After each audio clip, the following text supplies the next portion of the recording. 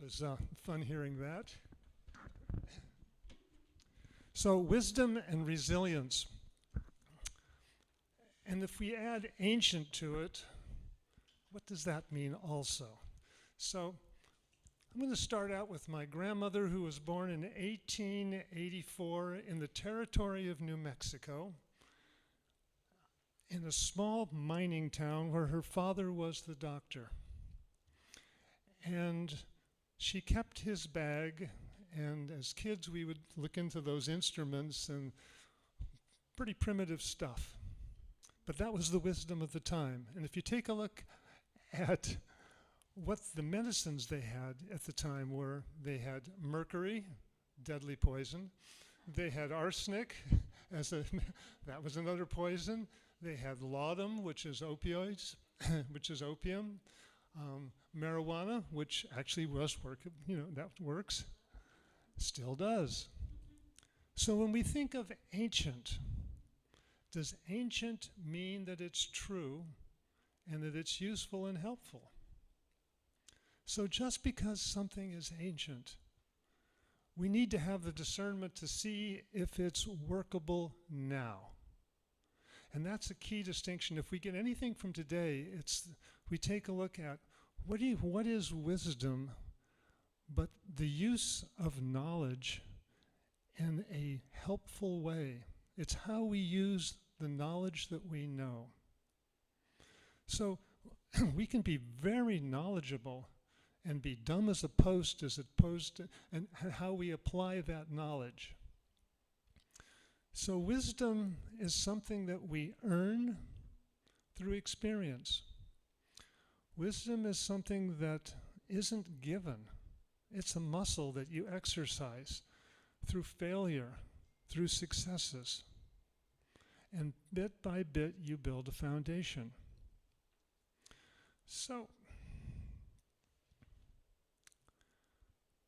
how does wisdom impact others?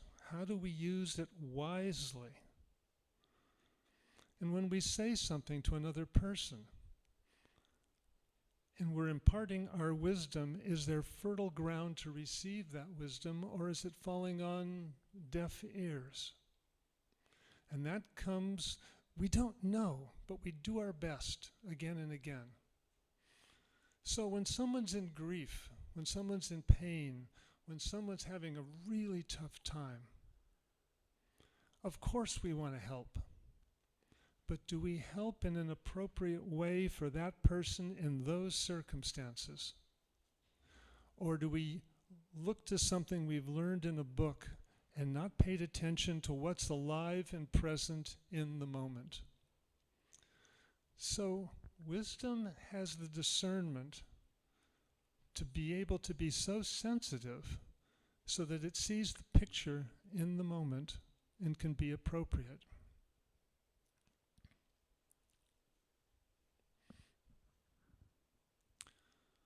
Knowledge is knowing that a tomato is a fruit.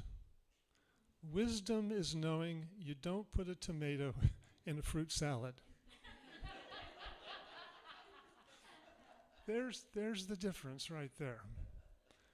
Knowing how to apply what we know and what we've learned. One of the best ways of kind of getting that, besides making mistakes, which is a great idea, because you charge forward, you figure, well, that doesn't work. Like the time my father said, do not put that fork in the wall receptacle. Sure, Dad. You know what happened. What a shock. Blew out the little socket too. And bless his heart, he said, told you. But that's how I learned about electricity, firsthand. And I'm very good with electricity now. And so now it's how do I apply that knowledge when I'm wiring houses? I know to be very careful about certain things. Okay, so there's another aspect of, sort of the learning process. Susan said it was really a good idea that I learn to ski I was in my mid-30s at the time. And so she took me up to this terrifying bunny slope and said, well, you have to do this, that, the snow plow, and then you lean over here, and then you're skiing. And I'm going, oh, I have no idea what you're talking about. And off I go, and I fall.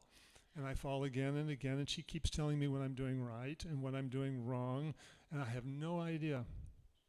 Finally, she was with her friend. I said, why don't you and Elaine just go off and have a good time and come back and find me in a couple hours? And so with them gone, I was able to kind of settle in and listen. Feel the snow. Look at other kids just having a ball going by. Can't be that hard. And there's something within me, and this is the resilience part, that said, you can do it. You can learn this. And so off I went and I fell. And resilience got me back up again. That's the trust that I can do it. And I tried it again, and down I went.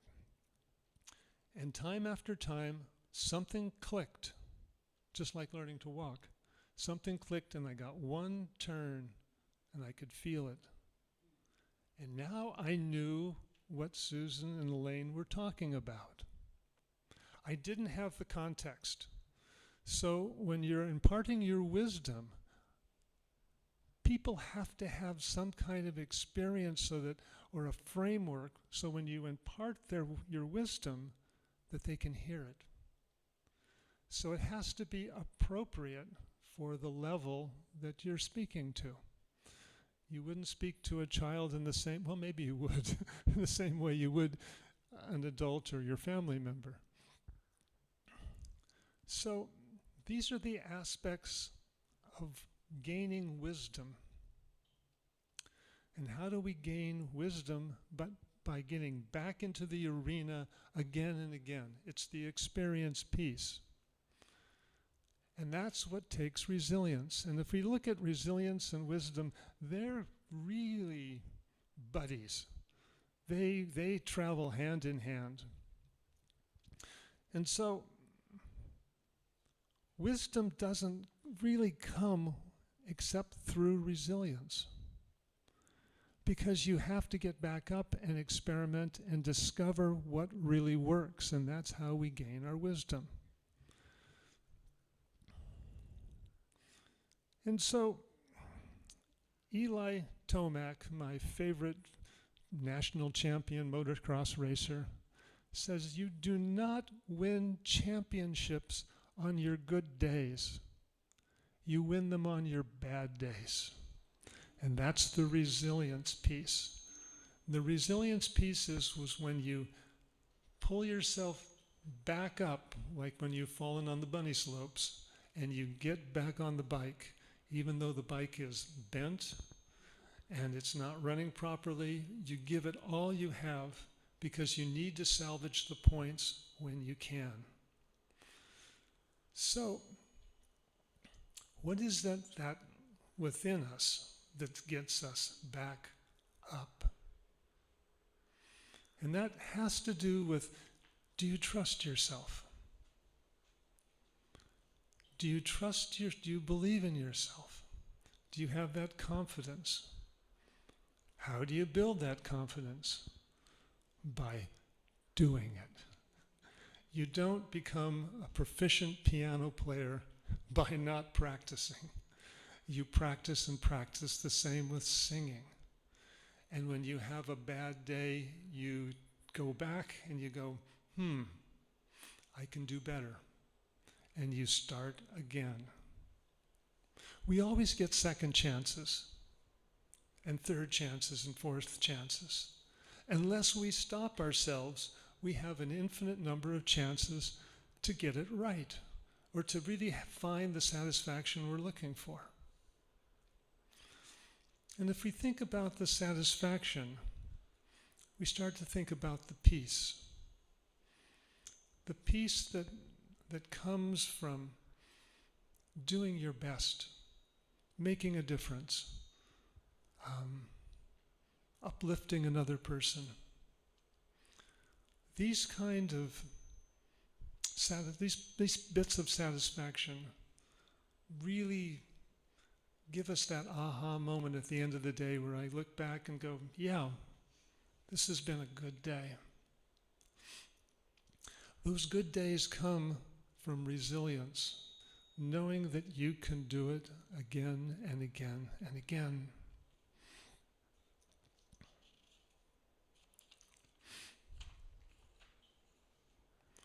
When we find ourselves in real challenge, grief, death of a spouse, illness diagnosis, not just getting stuck in traffic, but the real stuff. At those times, where do we find that reservoir of resilience? And I'm going to suggest that we find that in the silence, that we actually drop into what I call the space. That space that is basically, it's the quiet. You can call it the gap. You can call it deep meditation. You can call it when you're lost in prayer. Whatever that place is when you disappear and there is just the beingness left. And in those places, we find ourselves in a whole new way. Because we're not our thoughts, we're much more than our thoughts. When we're in those deep emotions, those emotions are moving through us. Emotion is energy that's moving, energy in motion, emotions. So, when we're taken over by emotions and we're lost in our grief and this and that, if we can give it space, simply give it the space to be as it is in that moment, things continuously move. The thought is I'm going to be stuck in this grief forever. I am never getting out. I don't want to touch it. It's too dangerous. It's too scary. But it's kind of like a whirlpool. When you're in a whirlpool, the best thing you can do is to just surrender to the whirlpool. It takes you all the way down, out the bottom if you're holding your breath, and pops you up on the other side. That's if you're in a whirlpool. Now, if you're in a riptide, you don't want to be passive. You want to swim sideways to the current, otherwise you'll be swept out to the sea. So in these times, when you're in the midst of these challenging times, there's several different ways of dealing with it. One is to go into the gap and to completely surrender. The other one is to be very active and to go move forward. How do you know the difference? Practice. Making mistakes. Hopefully you won't die in making the mistakes. But we learn from our mistakes. And that's the whole purpose.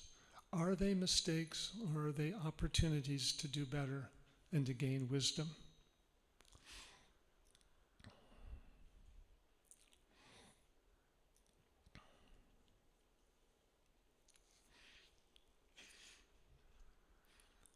When we think of a challenge, oftentimes the challenge is to get things done, to get to the goal.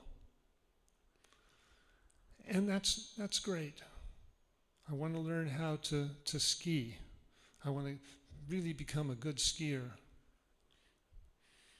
Well, there are 1,000 different steps between hitting that goal. How am I going to be in those 1,000 steps as I meet the goal? Is the goal really as important as being present to the steps I'm taking in that direction? Because that's where we live. And the spiritual life is one that is aware and awake to each of the steps as we're heading towards the goal. So it's not the goal, it's really the journey. And I know you've heard that before. It's not the destination, it's the journey. How satisfying is the journey? And that's up to us. And that's where we have the choice. Do we put our attention on the goal? Wisdom tells us to pay attention to what's before us and to be responsive to what's before us. So resilience comes before the win. We gain resilience. We put one more bit of experience in before we win, before we hit the goal.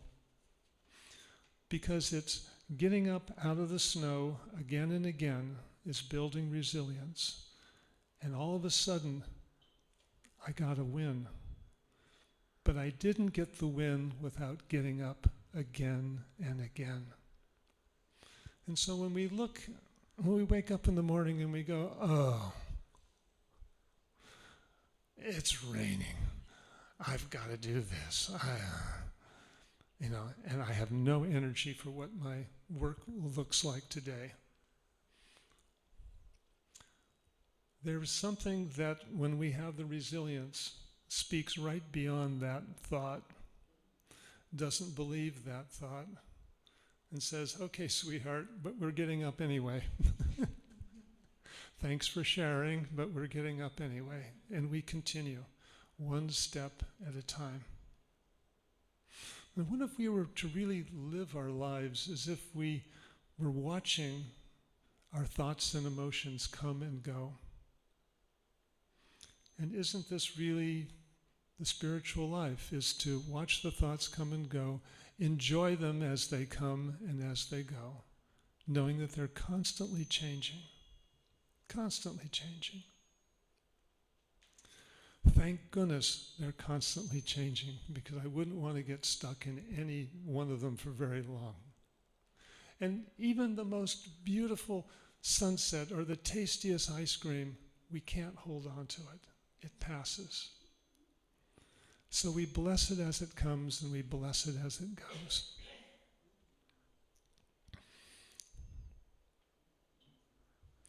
So I want to sort of conclude at this point thinking that every time we practice resilience, that we're actually aware that we're getting back up.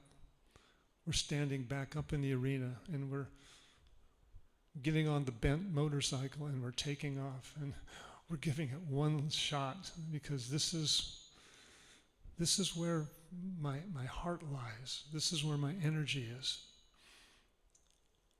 Every time we do that, we build a brick in a foundation.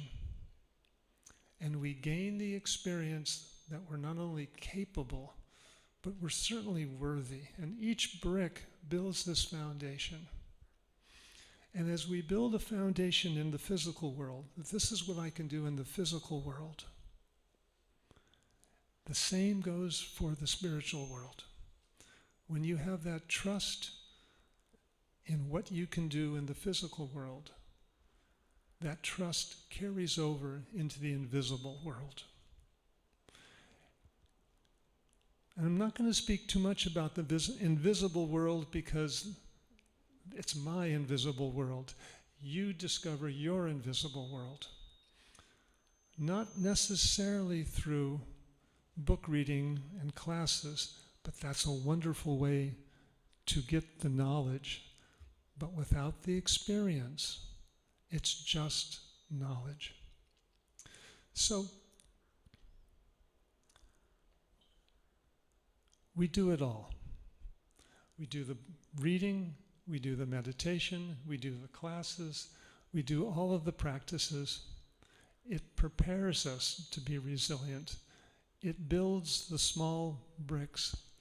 It gives us the resilience to continue on and on and on, for it's a continuous process. I'm going to leave it at that. Let us pray.